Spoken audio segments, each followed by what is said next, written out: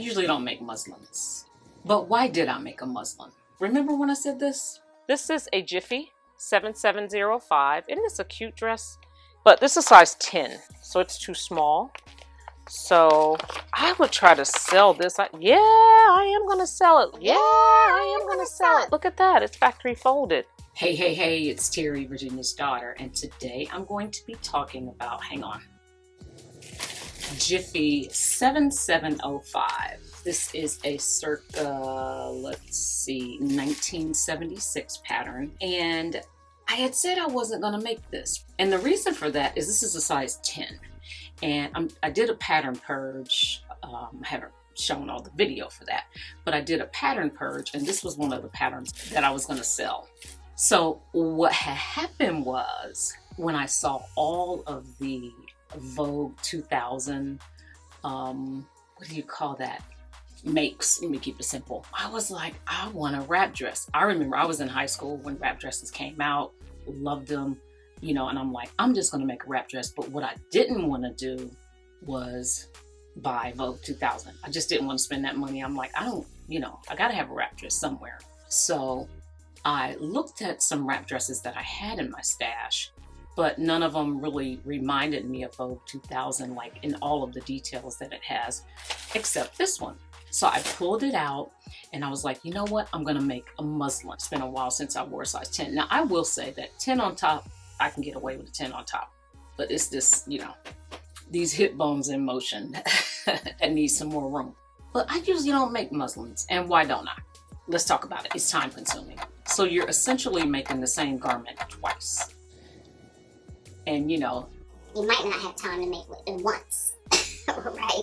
So it's time consuming. Okay, what else? I guess we could consider it an additional cost, right? Because this fabric, although it was on sale and clearance, you know, I bought it. And so had this not been a wearable muslin, I would discard it, which in some cases it would be worth it, right? Because it depends on what you're doing, really. So, I mean, you know, you're using threads, you're using snaps, you're using hooks, you're using eyes. Not that you have to make the dress in its entirety.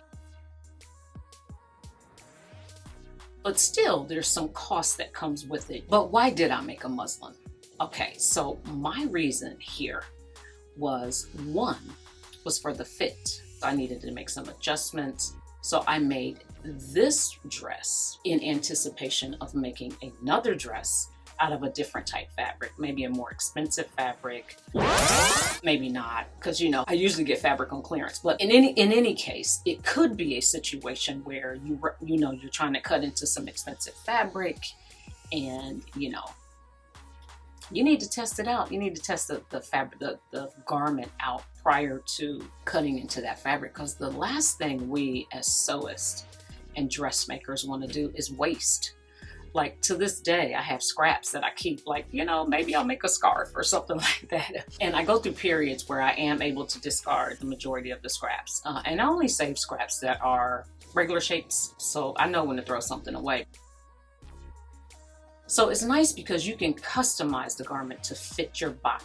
You know, sometimes you can sew a pattern right out of the envelope and it fits perfect. Sometimes you can't. Muslins can assist with that. And I think the other thing that it does is improves your skill. You know, I can put that cuff on now.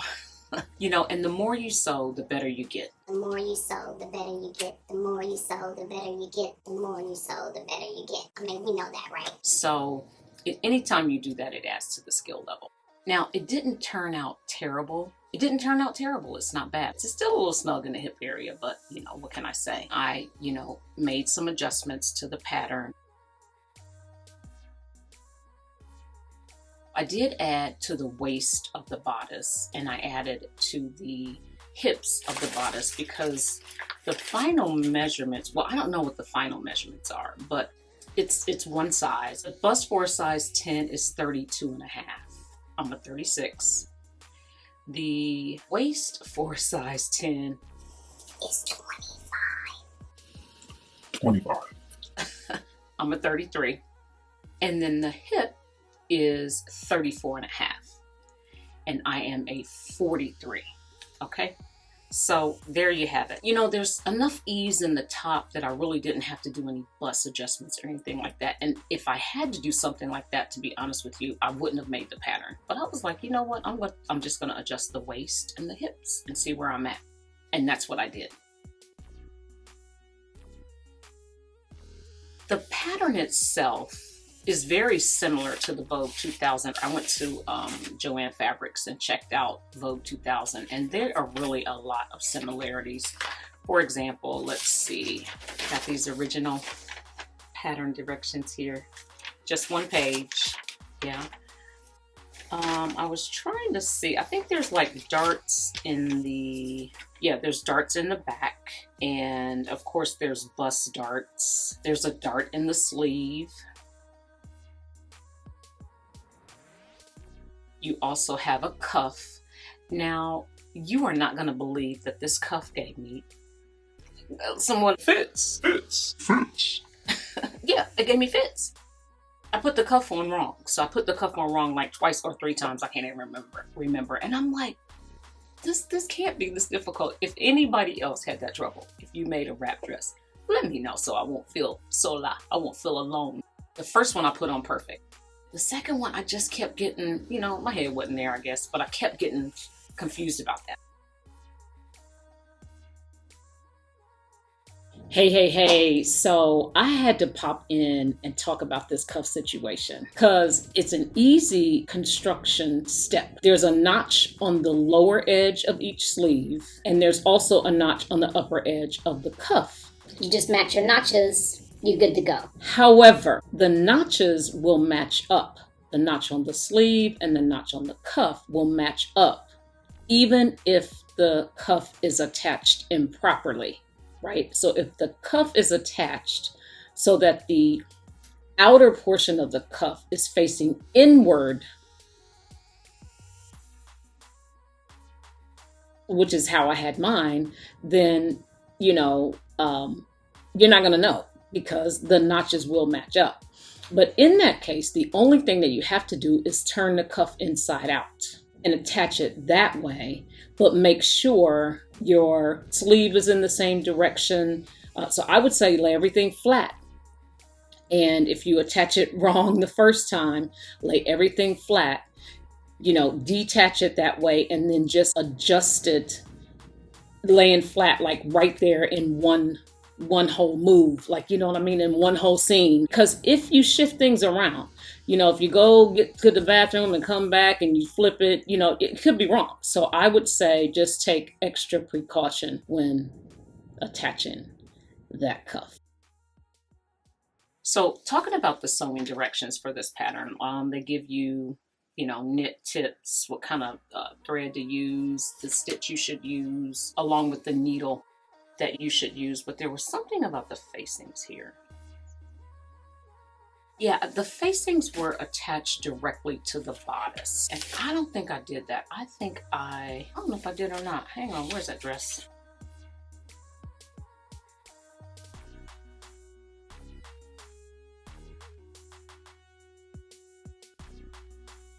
This is a cotton jersey knit that I got from Mood Fabrics a long time ago on clearance. And it's got that kind of pattern, got what it's called, like toile. I've seen it before, but I loved it. I love this fabric. It's really soft, but you will notice. So here's the thing. As much as I reminded myself that I had to, it's directional. So this fabric is in fact directional, and the whole bottom half of the fabric is upside down. I'm just like so excited. I'm about to do this dress. Completely forgot to cut the skirt directional, you know, in the right direction. So I was like, okay, you know, forget it. The skirt will be the only thing that's opposite.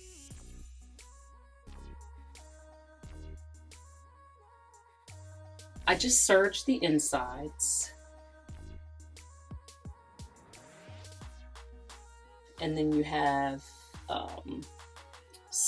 these three hooks and eyes that help keep it closed.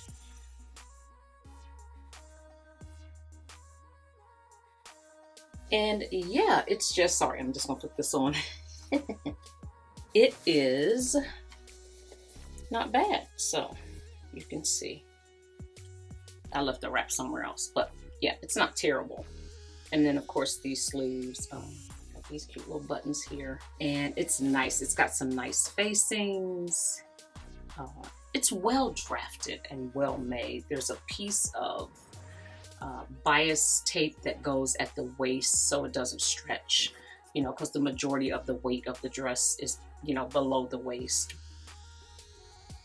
So it was kind of hard for me to style it in a way that I liked. Like I tried it on with several pairs of shoes. I think I might need to go shopping for some shoes.